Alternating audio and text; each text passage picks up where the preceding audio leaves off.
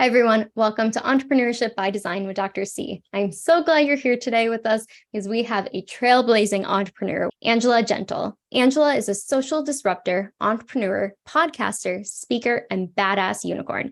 She is the founder of Sweat Remix Movement Community, helping trailblazing millennials shed limiting beliefs and bust out of the status quo to claim a life they love.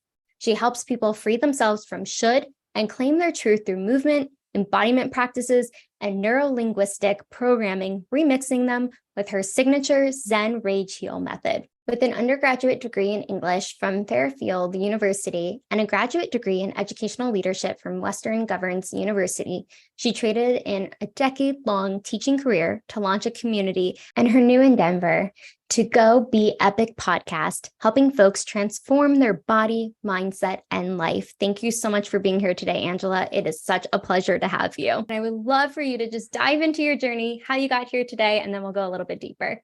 Yeah, well, thank you so much. It's such a great honor to connect and share and chat. Like I said, I wish these conversations were happening 8 years ago when I took my entrepreneurial leap, because it has not been easy, and I think anybody in their entrepreneurial journey is going to be like, no, it is not.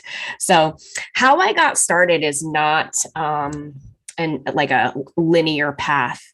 I was actually a public school teacher in Boston teaching high school, and I was so burnt out, and I knew that wasn't it. I knew that like teaching, well, I liked parts of it, but the system as a whole, I was like, I can't do this. I got to get out of here. I can't do it. Mm-hmm. So when I was like, I'll go back to grad school. So I thought like that was what was going to fix how burnt out I was, super logical, right? Yeah. Let me just go do more work. So I think maybe like 3 months into my grad program to be a principal, I was like, oh, hell no, this isn't it. So I stuck it out because I already paid for it. So I was like, all right, this is what we're going to do. And it came time to write my thesis. And I was like, if I have to take on more data aggregation of like test scores, that's it. I'm going to end it. I can't do this. Mm-hmm. So I was like, what do I want to do? I was like, I just want to work out. That's all I want. And I'm like, I'm going to turn that into my thesis. So my thesis is all about creating a wellness program for teachers and how that would impact, like keeping teachers well would impact both climate and culture of the school and also student learning. It was a brilliant thesis, by the way, but it was like super like self-indulgent too. So yeah, and I was like running this whole program, whatever, collecting my data, my information, we're working out like twice a week. And then I was like, okay, great. Everything's done. We got the program. I got the information. See you guys later. Mm-hmm. And the teachers were like, well, wait a second. We really love doing this. And I was like, will you guys pay me? And they said, yeah. So I said, say less. And I started running like an illegal fitness program outside of like in my classroom, like in the Boston Public Schools. And it was just like, shut the door, move the desk, we're working out. But it wasn't like a fitness class. It was like a mindful fitness class because, anybody who knows anything that's going on with teachers, this job is rough. It's so rough. And even post-COVID, I'm like, I don't know how y'all do this. Yeah. So it was very mindful. It allowed space for like breathing and like, okay, let it all go. This is your time, not about your students. It's about you like filling up your own cup. So there was this like mindfulness practice. And then there was this rage. There was this like just hardcore fitness. You're strong. You can do this. Take care of yourself. And we would always close down class with like a guided meditation so you could fill back up, leave class knowing that you are like worthy. Yeah. So that's like how that concept was sort of created. Mm-hmm. Of how I was like, I think I'm onto something here. Mm-hmm. I didn't know it was what it was going to be. It wasn't Sweat Remix. It wasn't my business yet. It was just this thing. So then I started like reaching out to other schools, and I was getting contracted to other schools to like teach this fitness class that I was doing. Didn't have a name for it. Didn't know what the hell it was. I was just like, people are paying me for my magic. And I was like, this is amazing. And then I had a really tragic life event happen, and my father died suddenly. of an aneurysm in 2015. And that was the catalyst. That was the thing that really like divided my life into two. There's like a before death and after death. And I just, it wrecked me, man. It was the most gut-wrenching personal development journeys navigating through grief that I've ever taken in my life. And after that, like I came back from my bereavement leave and I just remember sitting in my classroom being like, I'm done. I'm not doing this anymore. Because it allowed me to have a conversation with myself of like, yo, this is it. Life can just freaking end. It can just end. Right. Am I going to spend one more second of my life doing something that I don't want to do? Mm-hmm. And I said no. So I like started wearing this, like I was wearing like sweatpants and like t-shirts to work. I was like, yeah, Miss G's checked out. She's done. And yeah. And I was just like, I'm going to run with this. And I quit. And I think the natural step was to continue to work with teachers because that was like where I felt the most comfortable. That was like my whole world for almost 15 years. I knew everything there. That was where all my connection was. I knew the lingo. I knew all of it. And it's where I felt I could be the most help. Mm-hmm. And then I quickly realized like that was a pigeonholing, very super niche market that also like I felt trapped. I was like, I want to move away from this. I want to be bigger. So I worked with a branding consultant and a team, and we like created like the backbone and the whole ethos behind what it was that I was doing. Mm-hmm. And Sweat Remix was born officially in 2018. So yeah, so that's how I got from teacher to like unicorn entrepreneur. That was the long and short of the journey. I love it. And, you know, it's just so interesting too, because I think a lot of times, especially when we start businesses, we really niche down and then everyone's like, no, well, you're broad, but then you're too niched. And then such a mix too of like remix, you know, of all of it. Yeah. Well, I think with that, you kind of stick with what feels comfortable. Yeah. You know, and I think that's always the lesson is to do mm-hmm. where you feel what you feel called to do and what feels right for you. Because yeah, you could look at like, well, it would be better over here. But if that's not where your heart and where your vision is for your brand, then don't do it. Because the second that you know, dishonor your own values and your own vision for your business is when that thing starts to derail big time. Yeah, you know? So spot on. And I feel like you're speaking to a lot of people, me 7 years ago, but also yeah. I think too, it's just that realization you go into something because you're good at it, but it doesn't feel aligned. That can really be pigeonhole yourself of, okay, well, this is what I'm good at, but it doesn't light you up. And that shows through in a lot of ways, maybe not super big and bold, but it's more subtle sometimes too. And you start Absolutely. To feel it and you can hit burnout in different capacities. And I know you had hit burnout, but I'm curious, what was that pivotal moment in your journey as a social disruptor and entrepreneur that led you to create Sweat Remix movement community? So yeah, I think when I was like, okay, let me just say this. Where you are in your life and your own reckoning and journey with your own personal development, mm-hmm. your business is a reflection of that. I will die on that hill, you know, mm-hmm. because you can only do and meet anyone or anything as deeply as you've met yourself. And I think the more that you're willing to meet yourself and love yourself and honor yourself, it's like a spectrum. Then you can go and dive deeper, you can catapult forward a little bit more. But if you're not sure about yourself, then you are staying in some really rigid parameters. So I think where I was when I started this, I was still grieving. I was still trying to figure out who I was without my dad, who I am without half of my DNA. Who am I now with this gaping hole of sadness in my life that I need to now learn how to carry? How do I still find joy and laugh again when this happened? Do you know what I mean? So I was still, in the beginning, I was still learning just how to do that. And I think, you know, that and then going through a pandemic, you know, kind of I lost a lot financially too. I think anybody in the wellness or fitness industry or any sort of entrepreneur had to make a huge pivot and like evolution around the sun to figure out how they were going to make this work now. Because if I would rather you asked me March 12th of 2020, before Boston went on like lockdown, Angela, you're going to have a virtual business. Please. No, I'm not. I would never. Do you know what I mean? And then out of necessity, your girl learned how to code and she built a virtual on-demand platform that weekend, right? So I think in saying that, let me get back to my original point. I think that just the series of events that challenged me, that allowed for me to be more vulnerable and step fully into myself, is when I could now step more fully into my business. And it's evolved from just a fitness class into an entire community that's about coaching and reprogramming and community, because I was willing to hold that space. Now I had the capacity and the bandwidth, and I now know myself a hell of a lot better than I did 8 years ago. And I don't know how old everybody is, but like there's something real magical that happens in your 40s that you're like, yeah, I got this. Totally got this, you know? Yeah, no, I believe it. I'm not there quite yet, but I know I've experienced a lot too.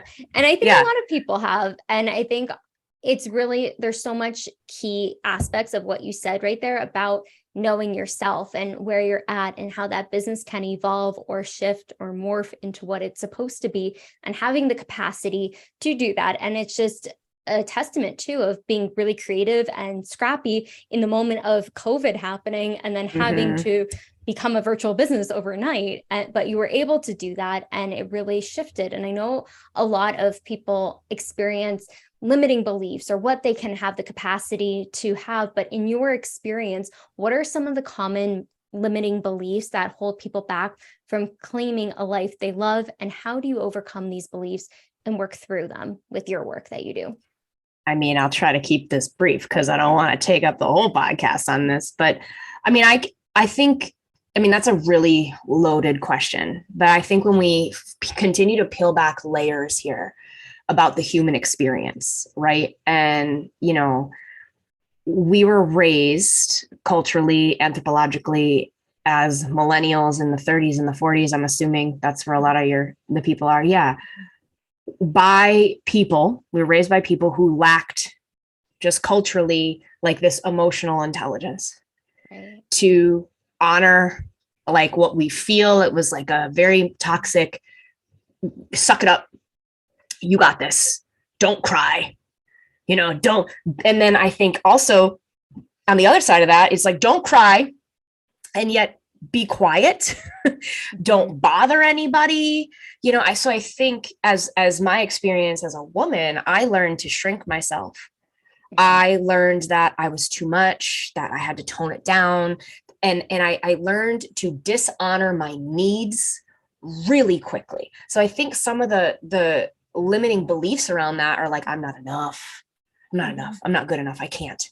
Because we've learned to just distrust our own like calling, like our own heart trying to guide us somewhere. We've dishonored that because we've been taught not to make a mess, don't be loud. You know, even in school, we're conditioned to like sit still, face the front, don't fidget, don't talk. You know, I was the worst. Kid.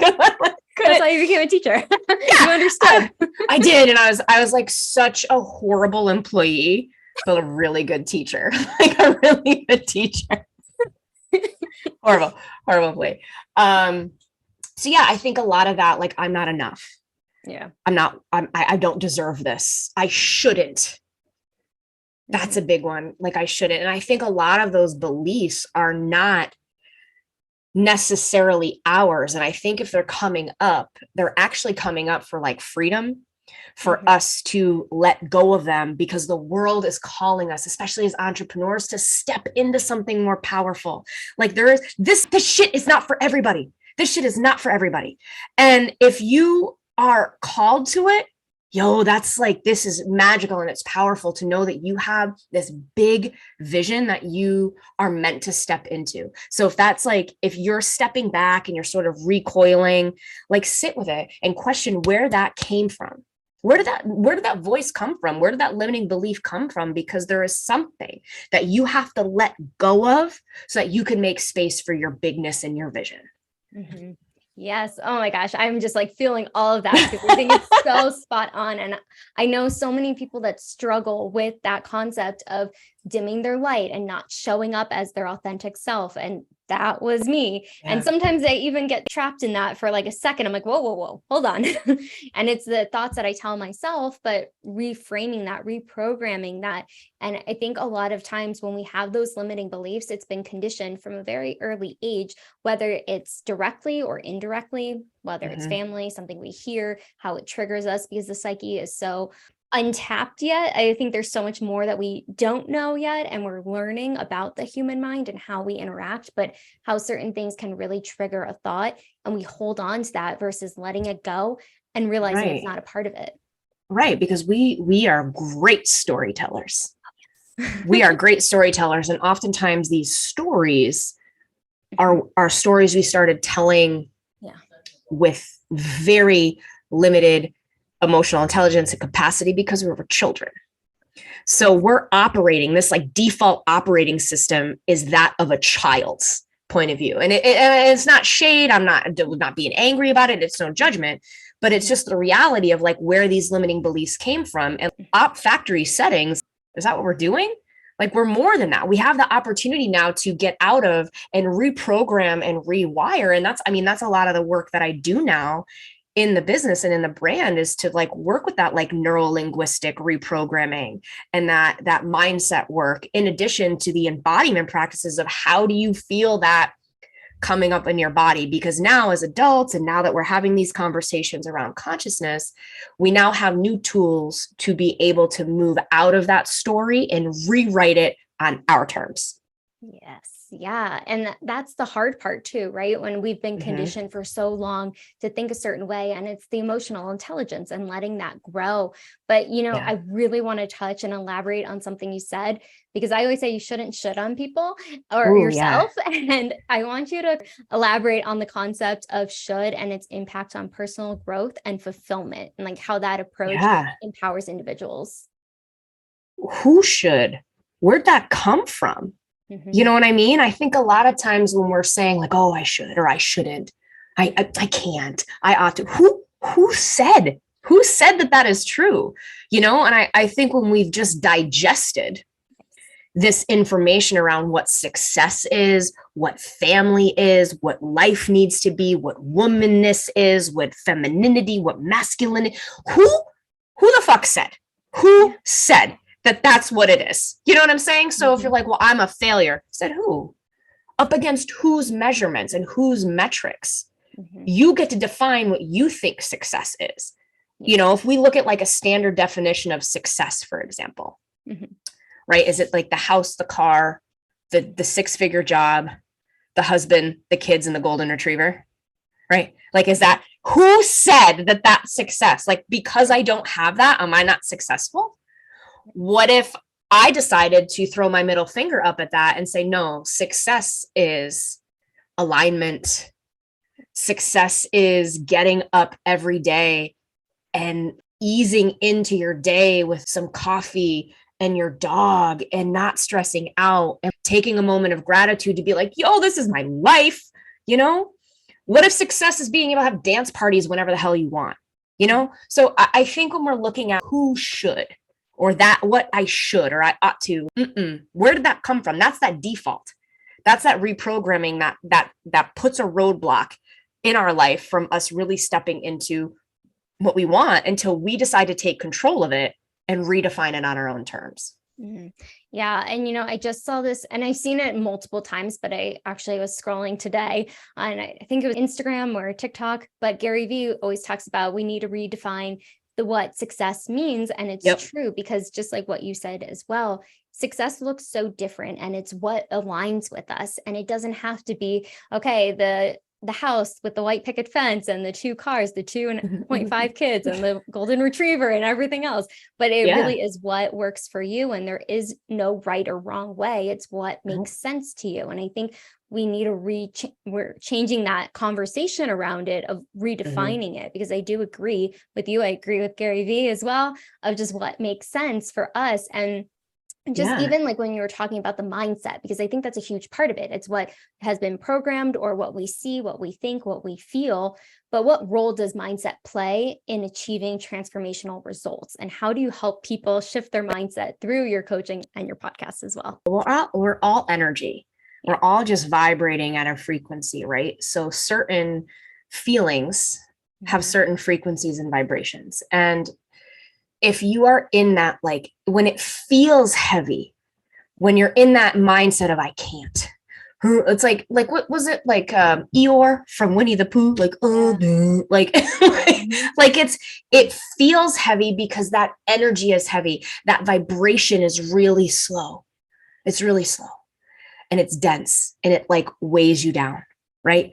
And not in an anchoring, grounding way, but in a like a saturated, like overwrought, drowning type of way. So if you're in that mindset and you're creating your energy in your body, in your vibrational field that is low vibrational, dense, it's going to attract more of the same energy of I can't, I shouldn't, I ought to, I'm never, this sucks. You're going to and then you're going to just be like, why is this always happening to me? Because you're doing it. You're like co-creating your own suffering. You know what I mean? So the minute that you start to say, oh, I'm stuck. Nope. What does that mean? Like, I mean, look, you can be as complacent as you want to be for as long as you want to be, and nobody's stopping you from doing that. But rather than saying things like, I'm stuck, I can't, you're now limiting a solution, and you're now like closing off from an opportunity for growth versus I'm really challenged by this. I'm challenged. When you say that, that's like a portal for solutions versus I can't. And then I can't just like shuts that shit down and that's it. That's it. But I'm challenged is now welcoming conversations. It's welcoming solutions.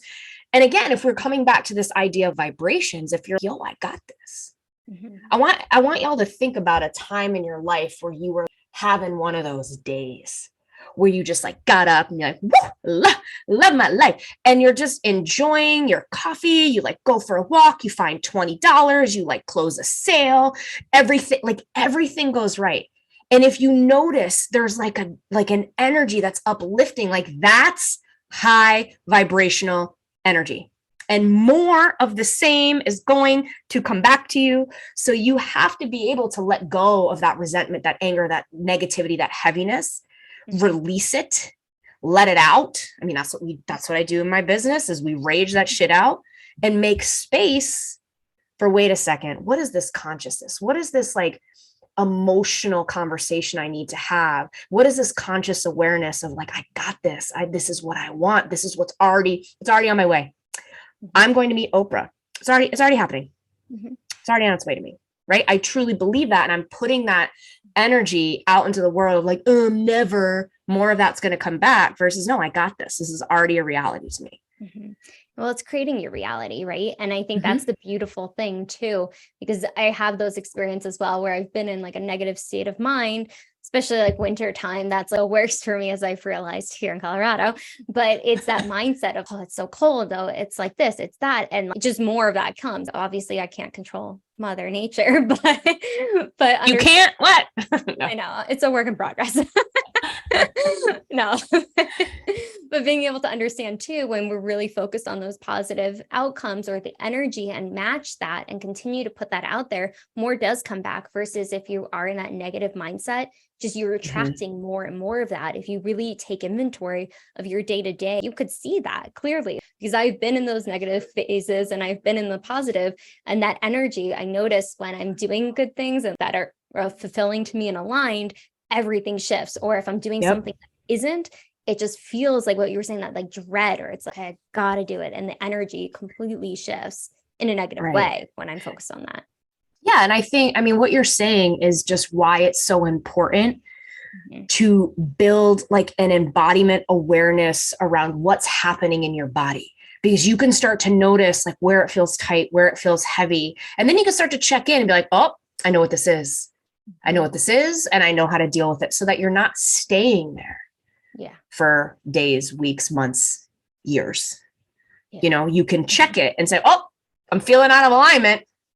feeling negative. I'm feeling heavy. What do I have to do to let this out? What's happening? And you just become more in control of your body, of your emotions versus the other way around.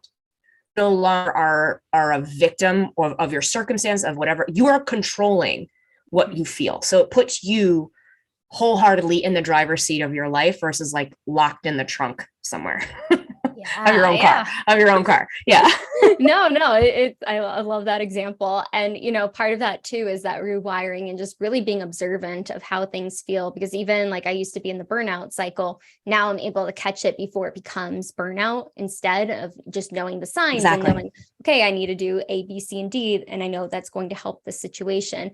And I would love for you to just share a success story from someone who has gone through your program and has experienced positive change in their body, their mindset, and their life.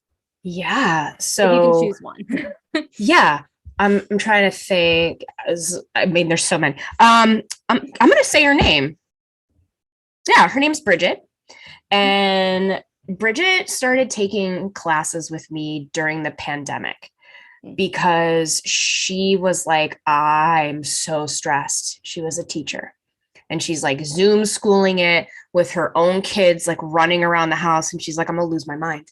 I can't do this. So Sweat Remix and the movement and the connection with the self was just a way for her to release that so she could come back into her body and gain control of some of that like anxiety, anger, rage that was coming up from having to like be in the worst, job situation ever. And from that, she decided that like just by listening to herself, she's like, I don't want to teach anymore. And when that was coming up for her in the meditations, in the like, what are you bringing? Like, what's coming up for you that you need to honor and you need to release? And she's like, I don't want to do this anymore. And it took her a little bit, probably like a whole school year to be like, I'm done. Financially, we had to take care of ourselves and make sure our family is good. But it was that listening and that confidence that she built from doing a kick-ass workout, from being challenged physically, from letting go of it. And just the more that you tell yourself like, okay, I don't want to do this anymore. And you start consciously having conversations around making a plan, it makes taking action so much easier and so much more fulfilling because you've already practiced doing it with your movement and your energy. So when it comes time to do it in your life, you're like, yo, I've done this before. I can do it here. So she has since quit teaching full time. Now she does like freelance writing. She works for like a nonprofit, and she also does some like teacher, like student teacher consulting kind of thing. Like she works for a university and goes into like, if you're a student teacher, she'll go into the classroom and be like, let me help you. Yeah. So she kind of like pieced it together. And during all of this too, she was also adopting a baby. Oh, wow. So it was redefining and reestablishing on her terms what it meant to have a family. What did motherhood look like? What did family look like? Because there's a lot of influence around what it should, again, and shouldn't look like. And just having these conversations to be with herself of like, no, I got this. This is what I want it to look. This is my non-negotiable. And I'm building this foundation within myself through my movement, through my mindset, noticing what's coming up in my body so that I'm able to go and state this in my life. So we've gone from feeling trapped, stuck, burnt out, frustrated to being more in control of her life, of her schedule, of her time, and also defining family in a way that brings her joy. So it's just one little story. It's a beautiful story. But I love too the fact that you're able to really help them internally first, because that is a deciding factor of what the actions you take and the behaviors that come about when we work on the inside out first and foremost. And part of that is, we were talking about the shoulds and societal expectations and just maybe the expectations she had for herself or just what society has. But even being as you are a trailblazing millennial, what are the challenges that you face while breaking free from societal expectations and helping others do the same? And how do you overcome them? Yeah, that is a great question. I say this all the time. When you're the only unicorn in the stable, of course you look crazy, right? Because horses will never understand the unicorn's view. They'll never understand the way they look, the way they want to roll. Like unicorns were meant to fly, right? So when you are the only one in your circle who's thinking outside of the box, it can be lonely. It can feel othering, for lack of a better word, othering. Isolating. And it can feel like you're being tested of like, is this right? Because you don't see anybody doing it. But that's the beautiful thing, is that you were called to do this thing that has yet to be done. And rather than look at that as a curse and something that sucks, look at it as just an opportunity that you are creating a clearing for other people like you to find you. Mm-hmm. That's why I was like, other unicorns got to bust out of the stable. That's why I do what I do. And I talk and I share my personal life around being not married, being child-free, running a business, and like feeling fulfilled in my life. And it's okay that this is what it looks like. And I'm in my 40s. It's fine. Everything's great. It's fine. And again, I think the more that we can bust out of like what we should do, what we are told to do, and create a path, we just, again, find more opportunities to meet other people who are doing the same thing. Yeah. So it's not always going to be this lonely or this challenging, because the more you do it, the farther you are in creating the path. Exactly. Yeah. And that's part of being a trailblazer and a unicorn. Yeah. Just being able to understand too, that there is no right or wrong way. And even me being in the solar industry now, there's not as many female, and I'm making my own way and my own directory of where I want to go with it. But I think that's the beautiful thing of just the more we share our stories, the more people don't feel alone, and they understand that you can do it. You can have everything you want in the way you want it, because there is no right or wrong way. And when you're the unicorn in the stable, it's going to look a little different than everybody else, but that's okay. You just got to fly and find your tribe. And that's find your unicorns. Find your unicorns. That's it. Exactly. They all look beautiful and different. Yeah. And I think that's a very metaphorical thing, but it's about finding people who are like, maybe they don't understand what it is that you do, but they support your bigness and they support your vision. And they're not like, maybe you should just play it safe. You know what I'm saying? Like, they're like, yes, more. How are you going to build your empire, make it bigger? You know, they're hyping you up, and they're allowing space for you to trust yourself, because you truly do know what is best for you. Truly.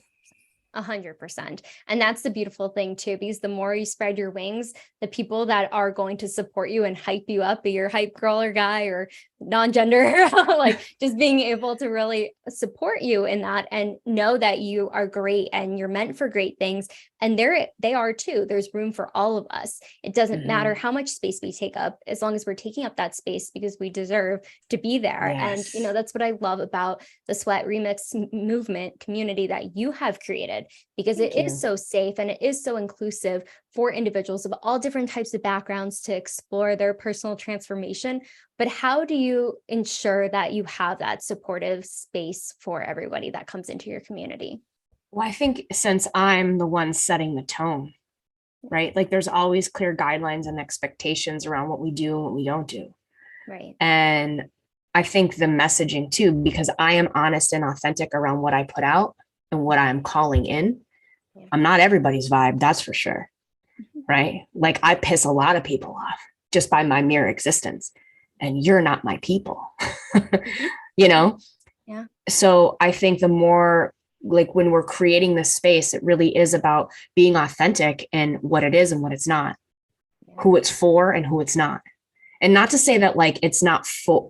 I don't want to be exclusive to anybody, but there's a certain mindset, like maybe you're just not ready. If you're not ready to be challenged and you're not ready to grow and you're not ready to be vulnerable, like I said, that's cool. You can be complacent as long as you'd like. I'm not forcing anybody to change. Right. Also, you're also being aware of like everyone's growth path and change will look very different, but there's a switch of like, I do want, right? So I think it's just being in and being very authentic to what the brand is, what it isn't, you know? Yeah. No, absolutely. And I think that's a big part of it. It's being authentic to ourselves, being honest with ourselves too, because sometimes we're not ready to be challenged or go on that journey. And that's okay. There's a time and a space for all of us. It's just a matter of who's maybe a little bit further along. And that's just the process. And I'm really curious because I know you have the podcast, the Go to Be Epic podcast. How did your background in teaching and educational leadership contribute to your decision to transition into entrepreneurship and start the podcast? Oof. Well, like I said in the beginning, I loved what I was doing. I loved like the concept of teaching. I just didn't like the way I was doing it. I don't like the system. I don't like the rigidity. I didn't like the structure of it. And when I was looking at making this pivot and this move, I was like, what am I good at? What do I want to do every day? What skills do I want to like use in my life? And I think, again, just getting really clear on like where my gifts are, where my magic is, what I want to do helped me to just stay focused on that and create a brand and a business around my talents. And outsourcing the rest. Accounting, girl, please. I don't do that. I don't know how to do it. It's not my jam. Right. So I think being able to nurture and teach and guide and mentor, I think that is a really incredible gift to be able to offer to somebody. And whether that is in like a public school system or I just decided to do it in a different way. So I do think there are aspects of it that feel very transitional, very in alignment. And because of the rigidity and restrictions in public education, I've been able to take what I loved about it and make it even greater. I can reach more people. I can talk about some of the things that I feel called to talk about. I don't feel trapped, and confined by like a curriculum. So it does give even more creativity, and like the limit doesn't exist of what's possible. And I think, again, the more I step into who I am and what I feel comfortable and confident about, the podcast is just yet another natural progression of like, I'm really ready now to talk my shit on a whole platform, not just with my followers. Like, let's make it global, So I think it sort of naturally progressed from there. I love that. And, I think it's really a key point that you brought up about being able to use the skill sets you had as a teacher and educator and apply that into your coaching, your programs, the podcast. But I know I can relate so much to that feeling of being trapped based off of the regulations of being a therapist. It was in California, and I felt like I was under a microscope, and I was like, I can't do that wrong. And I'm an anxious person to begin with. I've definitely worked on it through mindfulness and all that stuff. But, I think part of that is because I didn't want to make a mistake, or it had to follow this path. And there was no gray, even though psychology is so gray. You had to be in that black and white of the gray. And it's really complex. But I think even with teaching, coming from a family of educators, my dad's a retired principal, my mom's a retired teacher. So I definitely hear what you're saying too in the school system, how it can be really difficult to be drawing in the lines when I feel like we're designed to color outside of the lines and not have those rules, obviously to keep people safe and those things. But with the creativity piece, it can be really confining. And that's how I felt. And I know a lot of people have experienced that I've talked to personally, of feeling so trapped in a situation, but realizing what we were talking about earlier, the mindset piece of, well, if you keep saying you're stuck, you keep feeling this way, it's going to keep happening. But realizing too, that you were able to break free, and now having your voice out there too, to share that and show there's another way. It doesn't have to end like this. You can shift things if you want to, but you have to be ready for the challenge. It's hard. It's not fun. Sometimes it is, but in that growth period, it's growing pains. Yeah. It's pretty gritty in that in between phase. You know what I mean? And I think once you open up like the Pandora's box of whatever is going on, it's like, you don't shut it. You just welcome in just constant change and constant vulnerability. And with vulnerability brings growth. It brings connection. It brings a lot more joy. So it's nothing to shy away from. It's actually something to run like head first into. It's scary, but worth it, I will say. Terrifying. Do it though. Keeps getting scarier at each level, but it's definitely worth it. And you see how far you've come as well. And just with your journey, what would you say are some of the top tips you've experienced as an entrepreneur that have been really beneficial in the lesson you've learned to help other entrepreneurs? Again, trust yourself. I think a lot, when I look back at like a lot of the choices that I've made as a business owner, that I've been like, that ain't it. It's because I made it from a place of inauthenticity and scarcity. It was like shiny thing syndrome. And it was like, yeah, do it. That'll solve the problem. Right. And it ended up being like a monumental disaster and like a big financial, like, no, that I've had to dig out of. So I think slow down. It's important to like listen to what's being presented and digest it and say, wait a second, does this work for me in this moment? And do I have all the information that I need to make this decision? Ask a million questions. Just don't take it as the surface face value of like, oh, I'm going to hire this person to do this thing. A million questions. I will ask you a million questions. Right. And I think, so the more authentic you can get with like what it is that you need is number one. To slow down so that you're not just getting real eager beaver about taking the first option because it, oh yeah, that'll be great. And then you've cost yourself $25,000 to, and it was like not the right choice because you like didn't vet properly. Right. You know what I'm saying? So I think in that slow down, I think is really important. And again, it also operating from that place of scarcity means that you're trying to make it look like something other than what it is. Allow what is to be exactly what is and go from there. Because if you're comparing it to what it should look like, or it's what it looks like for somebody else, then you're now operating from a place that's not honest to you. This is what it is. What do I do now? What feels right for me? So I think just always trusting yourself too, Those are powerful. And just even thinking about it as well, I think part of it is that trust factor. Trust yourself, trust the process. Don't take things at face value, but truly vet individuals and ask those questions. And I mean, I've made a lot of mistakes along the way as well, financially, personally, everything. But I think like what you're saying too is understanding that when things don't align, that is going to show up in so many different ways. When it does feel right, things just kind of move a little smoother. And you feel that, just like we were talking about that vibration. It's, oh, okay, keep going. Yeah. This is good. Versus a halt and it's like, oh crap, I got to change this. Yeah, because I'm sure there have been times, and I know this has happened for me, when I'm like, I don't know if I want to do this. And I'm like, oh, but I should. That's that. Let me tell you how that ended. You know what I mean? Yeah. But I knew it. I knew it. I knew it was not right. But I was like operating from someone else's interpretation of quote, what I should do to have a successful business. And it fucked me. But I learned from it. So I could be able to spread this message here on this podcast. Yes, exactly. It's so funny. I sometimes have the opposite where I have to make the decision myself. So I'll have my fiance will say something and I'm like, oh, okay, yeah. And I'll kind of take it at face value. And then months later, I'm going to do this thing because I've heard it so many times from so many different people. And then I'm like, oh, that might be a good idea.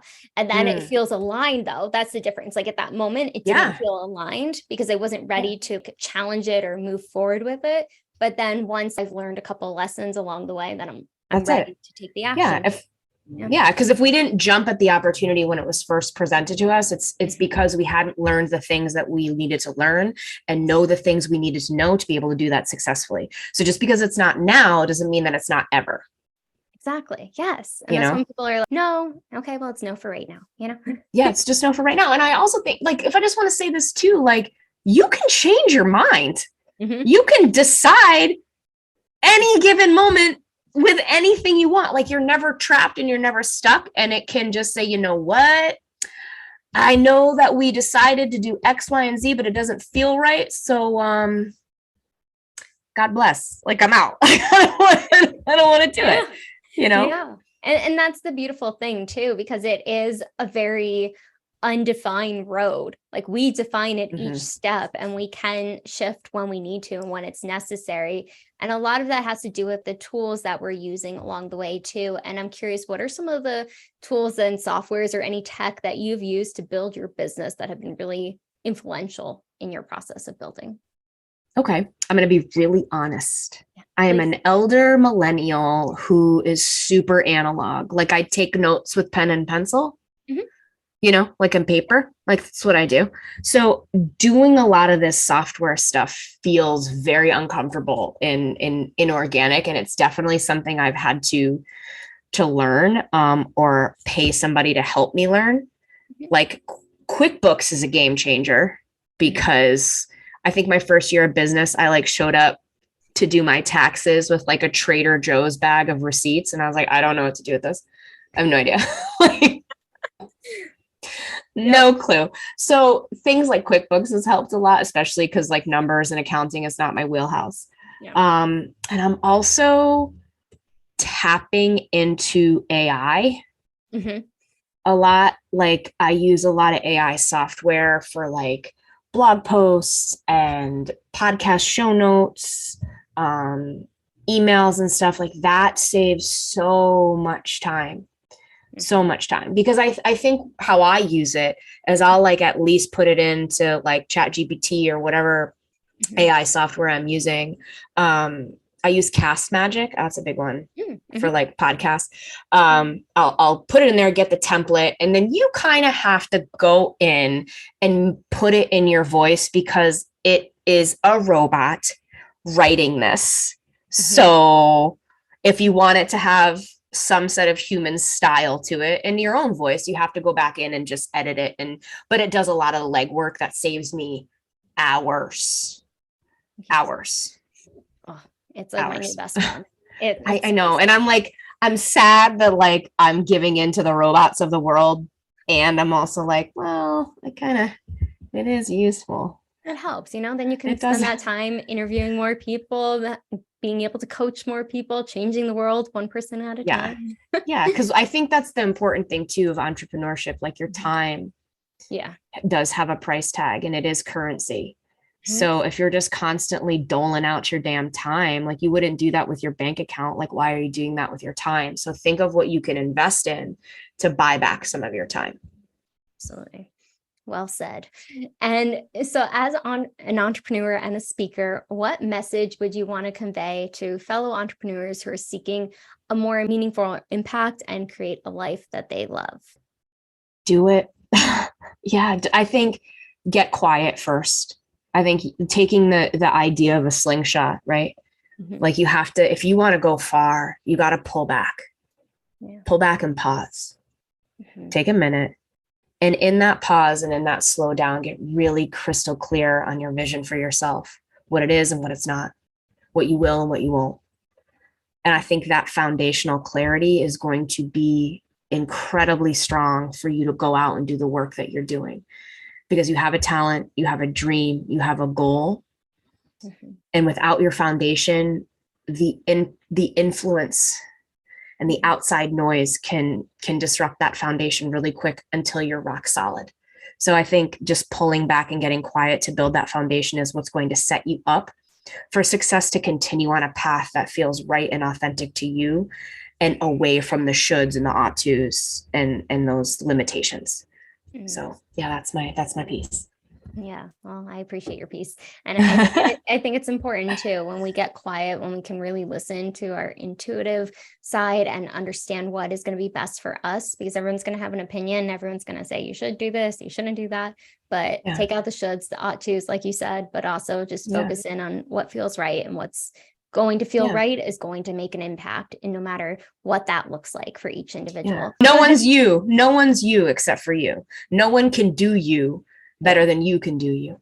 No one can create this thing that you've created better than you. So like making sure that you're good You know, like you got to be good. You got to be whole. You got to be full. Your cup has to runneth over so that you're creating from that overflow, you know? Yeah. No, so now that's my piece. Now that's my mic drop.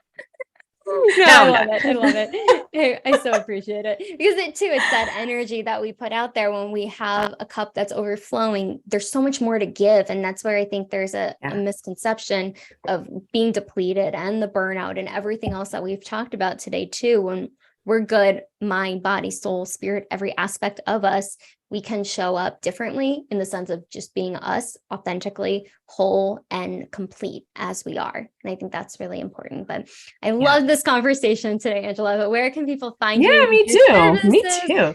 So they can find you, but let us know where we can find you. Yeah. So you can find me. I'm most active on Instagram at Sweat Remix, but I'm also getting into the TikTok. So that's kind of fun, which is also Sweat Remix. Yeah, this elder millennial is taking on a new social platform. So watch out. We're here for it. Yeah, let's go. So you can get just a full idea of what I do and who I am and what this community is about. And you can also visit sweatremix.com for the full jam on the website, and just come tap in, come move your body, come shake that shit out, come get clear, come belong. Like I have some community events that are happening called the Unicorn Club. It's right on my website. It's in my Instagram bios. And it literally is for all the unicorns like us who are just out here trying to bust out the stable. So it's networking, it's conversation, and it's support so that you can continue to take badass action. Because if you're the only person in that stable in your immediate circle, don't let your dream die because other people don't understand it. So the Unicorn Club is a place to like talk about it, manifest it, share it. What do you need help with? Who in the community knows somebody to connect you to? How can we all like rise up together? So yeah, and it's free. Just pop in, just meet everybody, just come hang, come share. And when you're ready to come shake that shit out or work one-on-one with me, we can chat too. Oh, I love it. Yeah. And this is in person or online or both? No, it's all virtual. It's all virtual. And then I do some pop-up events and stuff here and there over the summer. I have some things scheduled in like the Boston area because that's where I'm from. But yeah, it's like 98% online. Love it. What a whirlwind from being, not your favorite thing in the world, technology wise, and being able to do it and figuring it out. I love it. Wilma Flintstone is super proud of herself right now. Okay. We all are. Yeah. Oh, but Angela, I love your energy. I love what you were able to share with us today. All the insights, just showing up as your beautiful, authentic self. I know I appreciate it. I'm sure everyone listening to does as well. But thank you for coming on and just sharing everything you did today. Thank you so much. I appreciate it. And everybody, reach out. I can't wait to connect with all the unicorns. I love it. I can't wait to see the community continue to thrive. But make sure to like, subscribe, comment below. What was the biggest takeaway from Angela today? I'm sure she would love to see that comment, and we'll see you on the next episode.